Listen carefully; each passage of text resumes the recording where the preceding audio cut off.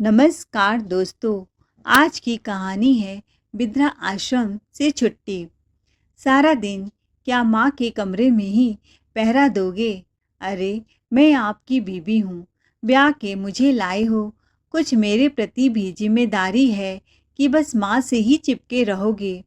गंगा जी बोली, बहू, मैं बीमार थी, इसीलिए राजीव मेरे पास पूरी रात बैठा था। आप तो हमारे बीच में ना बोले तो अच्छा है माँ जी। जब से आई हूँ यही देख रही हूँ, बस दिन भर बेटा बेटा करती रहती हो। राजीव, मैं तुम्हारी बीबी हूँ, मेरे प्रति भी तुम्हारा कुछ फर्ज है। हमेशा माँ के पास ही चिपके रहते हो, मुझे यह सब नहीं पसंद है। इससे पहले राजीव कुछ बोलता, स्वाति तुनक कर अपने कमरे में चली गई। एक दिन गंगा जी का बेटा नाश्ते का प्लेट उठाते हुए कहता है, स्वाति, माँ कब से भूखी बैठी है, क्या मैं उसे एक गुलाब जामुन खाने को दे दूँ? गुस्से में तमतमाती हुई स्वाति बोली, आपसे कितनी बार कहा है, सासू माँ की फिक्र मत किया करो। क्यों आप मेरा भेजा खा रहे हैं? मैंने उस बुढ़िया के लिए थोड़े ना गुलाब जामुन बनाया है। काम धाम तो करती नहीं है, बस बैठे बैठे गुलाब जामुन खाना है। स्वाति, माँ तो काम करना चाहती है, पर तुम ही उन्हें किचन में घुसने नहीं देती। कुछ ज़्यादा नहीं बोलने लगे हो राजीव? स्वाति बोली तो राजीव चुपचाप अपने नाश्ते का प्लेट उठाया और गुलाब जामुन समोसा खाकर उसे बहुत मज़ा आ गया। दरअसल स्वाति और राजीव की लव मैरिज हुई थी और स्वाति को सास का झमेला तो घर में चाहिए ही नहीं था। लेकिन राजीव ने उसे झूठ बोला कि उसकी माँ नहीं है। लेकिन जब शादी होकर वह घर आई तो उसकी सासू माँ ने ही उसका स्वागत किया, तो वह तुरंत ही झल्ला गई और कमरे में घुसते ही सारे कपड़े सामान इधर उधर फेंकने लगी। आपने मुझसे झूठ बोलकर कोर्ट मैरिज की कि आपकी माँ नहीं है, पर आपकी माँ जिंदा है। मुझे यह सुबह सुबह उठकर चाय देना, दिन भर सास के आगे पीछे घूमना बिल्कुल पसंद नहीं है। मुझे किसी भी बूढ़ी औरत की जी हुजूरी करना अच्छा नहीं लगता। जिस दिन से स्वाति की शादी राजीव से हुई थी, उस दिन से वह सासू माँ को परेशान किए हुए है, जबकि गंगा जी उसे अपनी बेटी की तरह मानती हैं। उसके कामों में कोई टोका टाकी नहीं करती। कहीं भी आना जाना हो, वह स्वतंत्र है, बिल्कुल आज़ाद है। पर उसे अपनी सासू माँ एक फूटी आँख भी नहीं सुहाती थी। वह उनके साथ रहना भी नहीं चाहती थी। राजीव ने उससे झूठ बोलकर शादी की थी, लेकिन उसे माँ से लगाव था। आज स्वाति का जन्मदिन था, तो इसीलिए स्वाति ने आज बहुत सी तैयारियां कर ली थी। तरह तरह के पकवान बनाए, समोसा, गुलाब जामुन, बर्फी और न जाने क्या क्या। शाम को एक छोटी सी पार्टी थी, जिसमें स्वाति के कुछ खास रिश्तेदार और सहेलियां आने वाले थे। स्वाति ने थाली उठाया और उसमें चावल और नमक रखकर अपने पति राजीव से बोला, जाकर नाश्ता बुढ़िया को देकर आओ। राजीव चुपचाप माँ के कमरे में थाली लेकर पहुंच गया। माँ तो दरवाजे पर ही खड़ी थी, क्योंकि वह भूख से छटपटा रही थी। भूख से तड़पती छटपटाती गंगा जी अपने बेटे को सामने खड़े देखकर बहुत खुश हो जाती हैं और थाली लेकर कहती हैं, मेरे लाल, क्या लाया है? आज तो बहू का जन्मदिन है ना, कुछ स्पेशल खाना लाया होगा। गुलाब जामुन की महक से पूरा घर भर गया है और मुझे तो गुलाब जामुन खाना बहुत पसंद है। ला दे मुझे, बैठ यहाँ। नहीं माँ, मैं यहाँ ज़्यादा बैठूंगा तो स्वाति गुस्सा करेगी। आज उसका जन्मदिन है, तो मैं उसका मूड खराब नहीं कर सकता। लो तुम खाना खा लो। थाली में चावल और नमक देखकर तो गंगा जी की भूख ही मिट गई। थाली देखते ही उनके आंसू छलक पड़े। माँ, आज स्वाति ने समोसा, गुलाब जामुन बहुत कुछ बनाया है, राजीव ने कहा। इतना सुनते ही गंगा जी के मुंह में पानी आ गया। उनकी जीभ चटकारे खाने लगी। कई हफ्तों से चावल नमक, कभी रोटी अचार खाते खाते ऊब सी गई थी। गंगा जी बोली, पर बेटा तू मेरे लिए तो कुछ मीठा भी नहीं लाया, एक गुलाब जामुन ही ले आते। अरे चावल नमक कितने सूखे हैं, या मैं कैसे खाऊंगी। मैं तो गुलाब जामुन उठाकर ला रहा था माँ चुपके से, पर स्वाति की नज़र उन मिठाइयों पर पड़ गई और कहा, यह सब चीज़ें मैंने उस बुढ़िया के लिए नहीं बनाया है। उसकी सहेलियां आ रही हैं तो वह उनको ही खिलाएगी। अभी वह ना समझ है ना माँ, धीरे धीरे सब समझ जाएगी। अच्छा बेटा, तुमने गुलाब जामुन खाए? हाँ माँ, मैं तो गुलाब जामुन समोसे सब खाकर आया हूँ। कैसा बना था? बहुत स्वादिष्ट बना था। इतना सुनकर गंगा जी वह सब खाने के लिए तड़प उठी। उनके मुंह से लाल टपकने लगा और जीभ निकालती हुई गंगा जी बोली, अभी गुलाब जामुन और बचे हैं।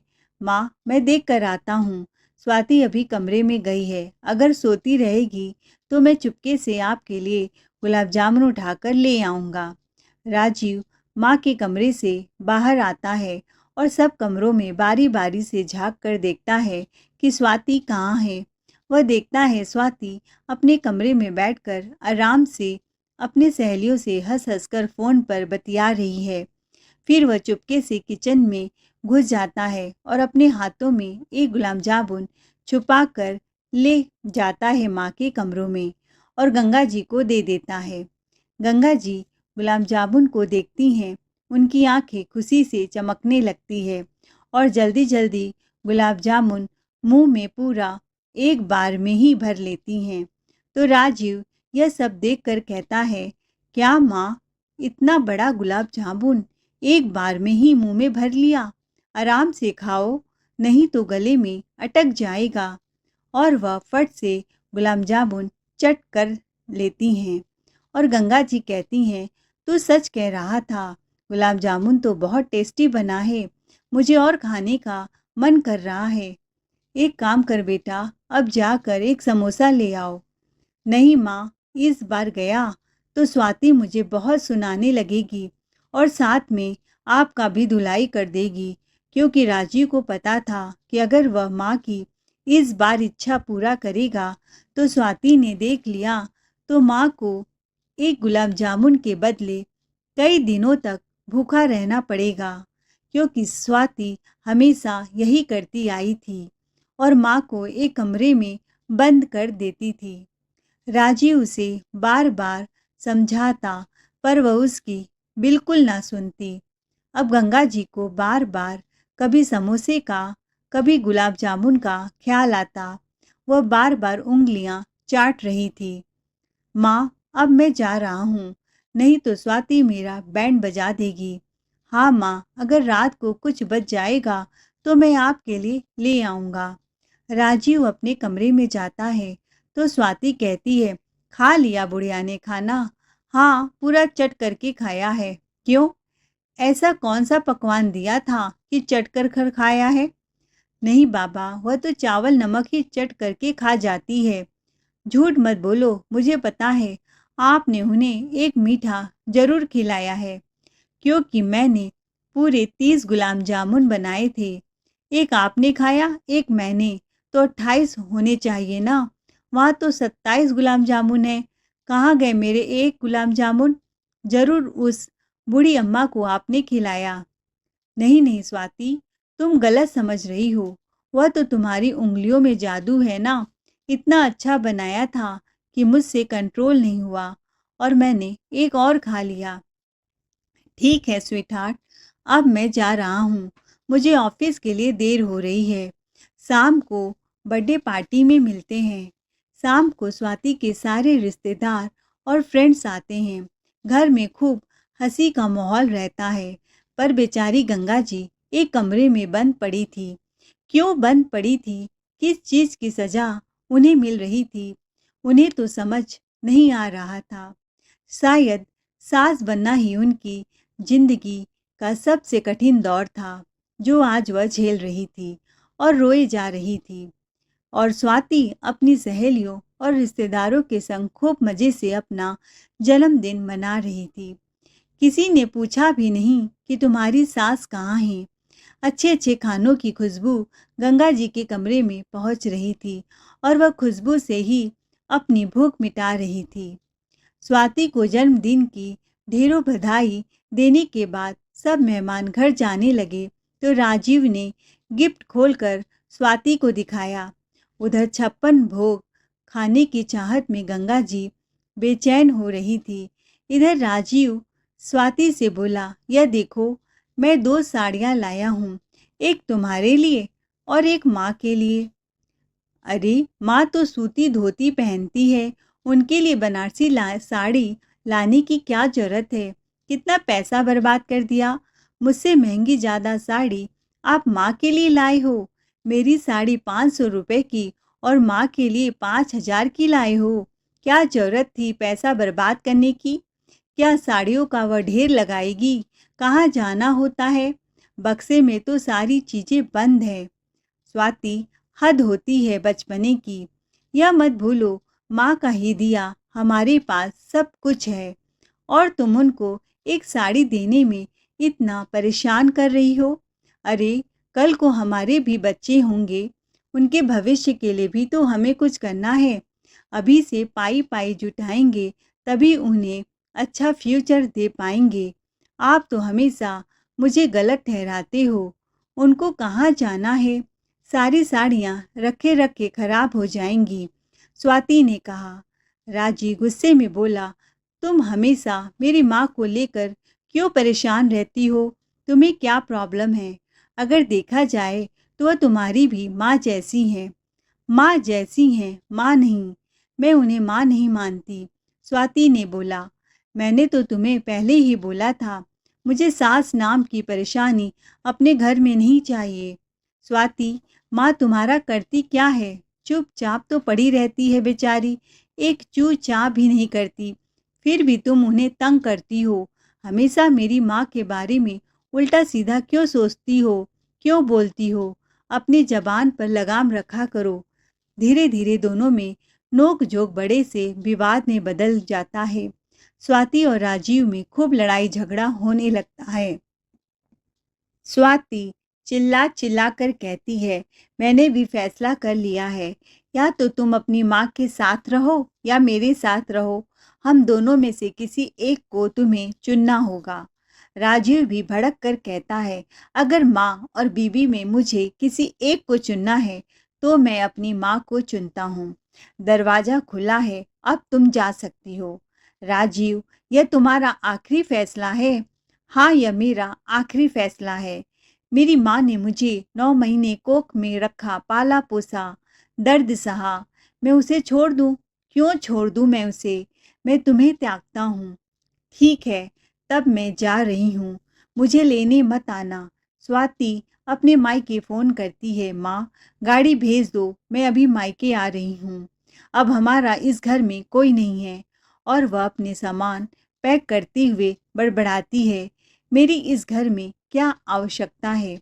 स्वाति अपना सामान पैक करके सूटकेस लिए घर के बाहर निकल जाती है तो राजीव कुछ नहीं बोलता और दरवाज़ा बंद कर देता है।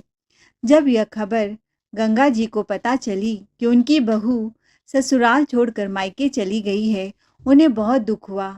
उन्होंने खाना पीना छोड़ दिया और आज स्वाति को गए 2 दिन हो गए और 2 दिनों से उन्होंने अन्न का एक निवाला भी मुंह में नहीं डाला। और इसका कारण अपने आप को मानती हैं, अपने आप को कोसती हैं कि मेरे कारण ही बहू यह घर छोड़कर चली गई। एक सास जिसे बहू ने तिल तिल तड़पाया, खाना भी ढंग से नहीं दिया, आज वही सास अपनी बहू को जाने का उन्हें कितना गम है, कितना दुख है। और इधर राजीव की भी हालत ठीक नहीं है, उसे भी कुछ अच्छा नहीं लग रहा है। राजीव ने कई बार उसको फ़ोन ट्राई किया पर स्वाति ने गुस्से में फ़ोन नहीं उठाया। राजीव सोचने लगा कि शादी के फेरों के समय जीने मरने की कस्में खाई थी, एक पल में उसने तोड़ दिया। तभी फ़ोन की घंटी बजती है, उसका ध्यान फ़ोन की तरफ जाता है। राजीव ने झट से फ़ोन उठाया और बाहर बरामदे में टहलते टहलते बात करने लगा। हेलो, तो दूसरी तरफ से आवाज़ आई, राजीव कैसे हो? मैं ठीक हूँ। सुनो, मैंने फ़ोन यह बताने के लिए किया है कि मैं आपके बच्चे की माँ बनने वाली हूँ। आप पिता बनने वाले हैं। सच कह रही हो स्वाति, मैं तुम्हें अभी लेने आ रहा हूँ। राजीव फ़ोन पर गिड़गिड़ाने लगा। अब जिद छोड़ो, अपना गुस्सा थूको और अपने घर वापस आ जाओ। मैं तुम्हारे बिना नहीं जी पा रहा हूँ और यहाँ सब कुछ वैसे का वैसा ही है। सब तुम्हें याद कर रहे हैं। नहीं, राजीव, अब बहुत देर हो गया। अगर तुम्हारी माँ उस घर में रहेगी, तब तो मैं बिल्कुल उस घर में कदम नहीं रखने वाली। अब तुम्हें फैसला करना होगा। मेरा फैसला वही है स्वाति। ये कहते कहते राजीव रुआसा सा हो गया और उसके मुंह से कुछ और शब्द नहीं निकल पाए। राजीव तो बीच मझधार में फंस गया था। न तो अपने पत्नी को छोड़ना चाहता था और न ही अपनी माँ को अपने से दूर करना चाहता था। उसे चारों तरफ अंधेरा ही अंधेरा नजर आ रहा था। क्या करे, क्या फैसला ले? अपनी माँ की वह बहुत इज्जत करता था, पर आज वह कुछ निर्णय नहीं ले पा रहा था। उसकी हंसती खेलती जिंदगी नरक समान हो गई थी। कोई खुशी नहीं था। राजीव अचानक से उठा और माँ के कमरे की तरफ बढ़ गया तो देखा उसकी माँ दरवाजे के आड़ पर खड़ी सब कुछ सुन लिया था और उसे देखकर चौंक गई। गंगा जी बोली, बेटा, तू बाप बनने वाला है और मैं दादी। पर मैं दादी कितनी अभागन हूँ कि मैं अपने पोता पोती को अपने गोद में खिला नहीं सकती, उसे प्यार नहीं कर सकती। बहू की जिद यही है ना कि मैं यहाँ ना रहूं, तो मैं कहीं और चली जाऊंगी। नहीं माँ, तू ऐसा कुछ नहीं करेगी। गंगा जी राजीव की बातों को सुनकर बहुत देर तक खामोश रही और फिर अंत में फैसला लिया कि वह वृद्धा आश्रम चली जाएंगी, पर बेटे बहू की जिंदगी को नरक जैसी नहीं होने देंगी। वह उन दोनों के बीच में नहीं आएंगी, उन दोनों का घर टूटते हुए नहीं देख सकती थी। बेटा, तुम मेरी चिंता मत कर, तुम मुझे वृद्धा आश्रम छोड़ दे। गंगा जी ने कहा तो राजीव बोला, माँ, तुम पागल हो गई हो। तुम अपना घर छोड़कर वृद्धा आश्रम जाओगी? क्या तुम अनाथ हो? तुम इस घर की मालकिन हो। मैं ऐसा कभी होने नहीं दूंगा और तुम दोबारा ऐसी बातें मत करना। अच्छा होता जो मैं तुम्हारी बात मान लेता और तुम्हारे खिलाफ न जाकर उस स्वाति से शादी करता, तो यह दिन तुम्हें ना देखना पड़ता। बेटा, वह तुम्हारी धर्म पत्नी है, उसके खिलाफ तुम्हें ऐसी बातें करना शोभा नहीं देता। माँ, मैं अभी ऑफिस जा रहा हूँ और ऑफिस से आने के बाद बहू घर में होनी चाहिए। तुझे मेरी कसम। जा पगले, उसे मना ले। अब तो वह माँ बनने वाली है, इस घर को वारिस देने वाली है। राजीव चुपचाप ऑफिस के लिए निकल गया। जब शाम को घर आया तो उसकी माँ उसे कमरे में कहीं नहीं मिली। मिला तो एक पत्र जिसमें लिखा था, बेटा, मैं जा रही हूँ, मुझे ढूंढने की कोशिश मत करना। राजीव यह पत्र पढ़कर हैरान हो गया था। उसे कुछ समझ नहीं आ रहा था, क्या करे। माँ को ढूंढे कि अपने पत्नी को लेने जाए। माँ ने उसे अपनी कसम दी थी। फिर वह अपनी पत्नी को लेने उसके घर चला गया और जब स्वाति घर आई तो वह बहुत खुश थी। उसकी सास घर छोड़कर चली जो गई थी। अब वह आराम से अपनी जिंदगी गुजर बसर कर रही थी। धीरे धीरे राजीव और स्वाति की जिंदगी सामान्य होने लगे और वह दोनों एक दूसरे के साथ बड़े खुश थे। इधर गंगा जी वृद्धा आश्रम में अपने बेटे को रह रहकर बहुत याद करती थी। रोती थी कि मेरा बेटा परेशान हो रहा होगा। मैंने उसे बताया नहीं कि मैं कहाँ हूँ, किस हालत में हूँ, और उसने पता लगाने की भी बहुत कोशिश की होगी, पर वह मुझे ढूंढ नहीं पाया। गंगा जी न किसी से बात करती, वृद्धा आश्रम के उनके उम्र साथी उनसे बोलने की, उनका हाल चाल लेने की कोशिश करते, तब भी वह कुछ न बोलती, चुपचाप पड़ी रहती। बस खिड़की से बाहर एक टक ताकती रहती कि शायद मेरा बेटा मुझे ढूंढते ढूंढते यहाँ आ जाए। उधर स्वाति अपने होने वाले बच्चे को लेकर बहुत एक्साइटेड थी। रोज उसके लिए नए नए कपड़े खरीदती, शॉपिंग करती, खूब मज़े से अपना जीवन गुजार रही थी। कुछ दिन बाद दिवाली का त्यौहार आ रहा था और वृद्धा आश्रम के कुछ बुजुर्ग अपने घर दिवाली में अपनी बेटे बहू के घर मिलने जा रहे थे। तो गंगा जी की बड़ी इच्छा हुई कि वह अपने बेटे से एक बार मिल ले, क्योंकि वह बिना बताए ही उस घर को छोड़कर चली आई थी।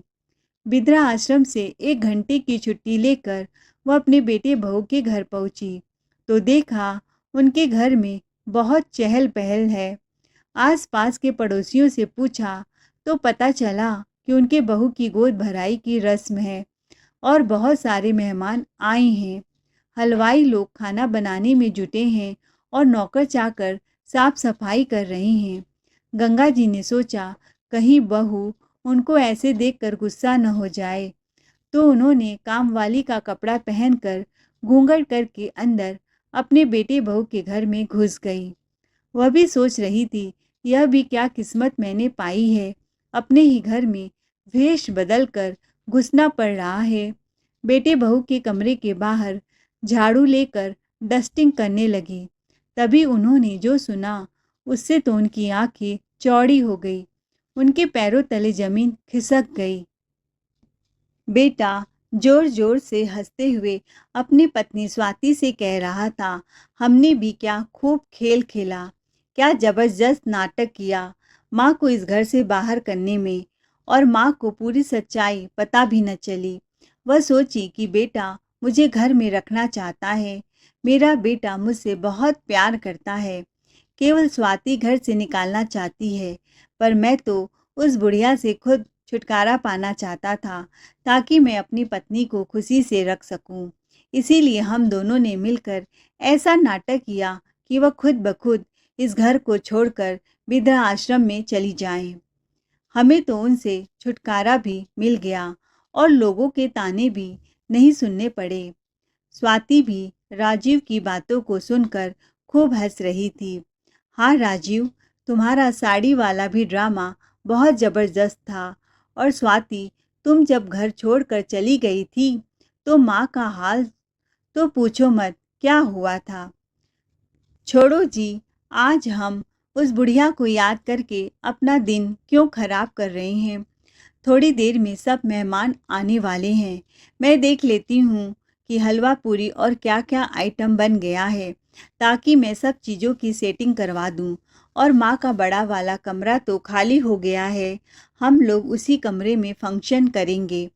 मैं उस बुढ़िया की तस्वीर भी हटा देती हूँ ताकि किसी की नज़र वहाँ पर ना पड़े, नहीं तो लोग पूछेंगे कि माँ कहाँ है। अच्छा हुआ इस घर की आफत चली गई और हमें उनका मनहूस चेहरा भी नहीं देखना पड़ रहा है। गंगा जी के कमरे में जाकर उनकी तस्वीर को हवा में उछालकर फेंक देती है और राजीव माँ की अलमारी खोलकर उनकी बनारसी वाली साड़ी निकालता है और कहता है, स्वीट हार्ट, यह साड़ी मैं तुम्हारे लिए ही लाया था, तुम पर ही खूब जचेगी, इसे पहन लो, पूरे 10,000 की है। स्वाति की खुशी का तो ठिकाना नहीं रहा। दोनों खूब खुश थे और बाहर खड़ी गंगा जी अपनी बेटी की नीच हरकत पर ताज्जुब थी। उन्हें लगा, मैं इस बेटे के लिए खूब आंसू बहा रही थी कि मेरा बेटा मेरी याद में तड़प रहा होगा, पर यह तो अपनी पत्नी के साथ खूब ऐश से रह रहा है और मैं वृद्धा आश्रम में रो रो के जीवन बिता रही थी। मेरा पुत्र कपूत हो गया, मैं ऐसे पुत्र के लिए आंसू बहा रही थी। लानत है मुझ पर। अच्छा हुआ मुझे अपने बेटे की सच्चाई पता चल गई। तभी स्वाति गंगा जी के पास आती है और कहती है, सुनो बुढ़िया, जल्दी से यह कांच की तस्वीर को उठाकर साफ करो और किसी डस्टबिन में फेंक देना। और यह कहकर तैयार होने अपने कमरे में चली जाती है। गंगा जी तो घूंघट की हुई थी, स्वाति उसे देख नहीं पाई थी। गंगा जी अपने कमरे में जाती हैं और तस्वीर को उठाकर डस्टबिन में फेंक देती हैं। अपने आंसुओं को पोंछते हुए अपने बेटे बहू को दिल से हमेशा के लिए निकाल फेंकती हैं। कुछ समय अपने कमरे में बिताने के बाद गंगा जी उस घर से निकल जाती हैं और बिद्रा आश्रम पहुंचती हैं। आज बिद्रा आश्रम के लोग आश्चर्य थे कि गंगा जी पहले से काफ़ी खुश थीं और चहक रही थी। उन्हें उनका यह बदलता व्यवहार बड़ा अच्छा लग रहा था। उधर स्वाति और राजीव मिलकर अपने आने वाले बच्चों की खुशी में अच्छे से पार्टी करते हैं, खूब एंजॉय करते हैं, मौज मस्ती करते हैं। समय बीतता गया और स्वाति के डिलीवरी का समय आ गया, लेकिन किस्मत को कुछ और मंजूर था। उसके गर्भाशय में गांठ बन गया और बच्चा सांस नहीं ले पा रहा था। उसके होने वाले बच्चे का ग्रोथ रुक गया था। डॉक्टर ने तुरंत ऑपरेशन करने की हिदायत दी और कहा अगर जल्दी ऑपरेशन नहीं किया गया तो मां की जान जा सकती है। बच्चे ने तो गर्भ में ही दम तोड़ दिया था। राजीव ने स्वाति को बचाने का निर्णय लिया। ऑपरेशन में उनके बहुत खर्च हुए। स्वाति को खूब ब्लीडिंग होने लगी और उसके ऑपरेशन तुरंत करने पड़े। विदेशों से डॉक्टर का सुझाव लेना पड़ा, उन्हें बुलाना पड़ा। उसके ऑपरेशन में राजीव की बहुत जमा पूंजी खर्च हो गए थे। राजीव तो जैसे सड़क पर ही आ गया था। बहुत दिनों से ऑफिस से छुट्टी लेने के कारण राजीव को ऑफिस से निकाल दिया गया। अब तो उसे नौकरी से भी हाथ धोना पड़ा। स्वाति पूरे 20 दिन तक अस्पताल में एडमिट थी। घर आने के बाद स्वाति अपने बच्चे की याद में खूब रो रही थी। राजीव ने उसे दिलासा दिया और कहा स्वाति ऐसे हिम्मत हारोगी तो कैसे काम चलेगा। राजीव हमारे घर खर्च कैसे चलेंगे। तुम्हारी तो नौकरी भी चली गई और अभी भी मैं बहुत कमज़ोर हूँ। मैं खाना भी नहीं बना सकती। हमें तो एक नौकर रखना पड़ेगा। अगर माँ जी होती तो शायद इस बुरी परिस्थिति में हमारी मदद करती। मेरी भी माँ अब इस दुनिया में नहीं है कि मैं मायके वालों से कोई मदद मांगूं। राजीव बोला कोई बात नहीं, हम अपने इस बड़े से घर को किराए पर दे देंगे जब तक दूसरी नौकरी नहीं मिलती। कुछ दिन तक तो हमारा गुजारा अच्छे से ही हो जाएगा और तुम्हारी दवा का खर्च निकल आएगा। तभी दरवाजे की बेल बजी और एक आदमी दरवाजे में खड़ा उनको लिफाफा पकड़ा रहा था। वह आदमी बोला मिस्टर राजीव, यह आपका घर है। हाँ कहिए, आप कौन? यह आप खुद ही खोल कर देख लीजिए। राजीव लिफाफा खोलकर पढ़ता है तो उसे घर खाली करने का नोटिस भेजा जाता है। राजीव कहता है कौन है आप? आपका अगले ठिकाने है या मेरा घर है और आप कौन हैं जो मेरा घर मुझसे ही खाली करवाना चाहते हैं? स्वाति कहती है हमारा ही घर हम क्यों खाली करें? किसने यह नोटिस भेजा है? तो वह वकील बोलता है आपकी माँ गंगा जी ने, और कहा है यह घर जबरन आप लोगों ने उनसे हथिया लिया है। गंगा जी तो अब इस दुनिया में नहीं है। स्वाति बोली। तभी गंगा जी ताली बजाते हुए अंदर आती हैं और कहती है जिंदा सास को ही तुमने मार दिया बहू। मैं अभी जिंदा हूँ और यह घर तुम लोग को खाली करना होगा। उन्हें देखकर स्वाति सकते में आ गई। पर माँ जी, हम तो आपके बच्चे हैं, हम कहाँ जाएंगे और आपके पास घर के कागजात तो है नहीं। आप यह घर कैसे खाली करवा सकती हैं? घर के कागजात तो हमारे पास हैं। राजीव बोला माँ, तुम स्वाति को छोड़ो और तुम बिना बताए कहाँ चली गई थी? मैंने तुम्हें न जाने कहाँ कहाँ ढूंढा और अब जाकर मिली हो और कह रही हो घर खाली कर दो। माँ, मैं तुम्हारी याद में रोता रहा, तुम आ गई, अब मुझे बहुत अच्छा लग रहा है। तभी गंगा जी राजीव के गाल पर एक झन्नाटेदार तमाचा जड़ देती हैं और बोली बेवकूफ़ बनाना बंद करो। अब मैं तुम्हारी सारी सच्चाई जान चुकी हूँ। तू तो मेरा बेटा था, मैंने तुझे अपने कोख से जन्म दिया। अरे तुझसे अच्छी तो वह स्वाति थी, कम से कम जो बोलती थी मुंह पर। तूने तो मेरे पीठ पर छुरा घोंपा है। जिस दिन गोद भराई की रस्म कर रहे थे, तुम दोनों पार्टी दे रहे थे, उस दिन मैं इस घर में काम वाली बनकर आई थी और मैंने तुम्हारी और बहू दोनों की बातें सुन ली थी। और जब मैं तस्वीर साफ कर रही थी तो मैंने अपने अलमारी से इस घर के कागजात निकाल लिए जो कि मेरे पति ने मेरे नाम पर किए थे, और अब यह घर बिद्रा आश्रम के नाम कर चुकी हूँ। और इस घर में मुझे बिद्रा आश्रम बनाना है ताकि कोई भी बेटा अपनी माँ को अगर निकाले तो कम से कम उसे एक छत तो मिले। इसीलिए अब तुम दोनों यहाँ से जा सकते हो। मैं तुम दोनों का चेहरा अब एक पल भी बर्दाश्त नहीं कर सकती। अपनी माँ के मुंह से जब राजीव ने यह बात सुनी तो वह भौचक्का रह गया।